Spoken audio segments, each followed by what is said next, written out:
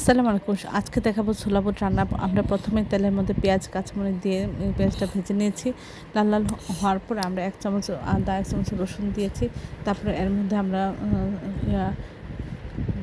আধা চামচ হলুদ, ১ চামচ মরিচের গুঁড়া, তারপরে ১ চামচ ধনিয়ার গুঁড়া, আধা চামচ জিরা গুঁড়া দিয়ে আমরা মশলাটা ভালো করে কষে নিয়েছি। ১ চামচ লবণ দিয়ে আমরা বুটটা কষিয়ে এর মধ্যে আমরা একটু আটা ছিটিয়ে দিয়েছি।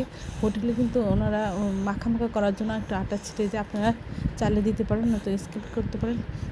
তারপরে হচ্ছে কষানোর পরে আমরা পানি দিয়েছি, দিয়ে ঝোল করে রান্না করছি। ঝোলটা কমে মাখা হওয়া আগ পর্যন্ত আমরা অপেক্ষা করব। সবাই আমার চ্যানেলটি লাইক করুন, শেয়ার করুন, চ্যানেলটি সাবস্ক্রাইব করে নেবেন। এ ধরনের প্রয়োজনীয় ভিডিওগুলো পাওয়ার জন্য সবাই আমার চ্যানেলের সাথে থাকবেন। সবাই ভালো থাকবেন, সুস্থ থাকবেন। আল্লাহ হাফেজ। সবাই আমার চ্যানেলটি ফলো করতে রাখবেন।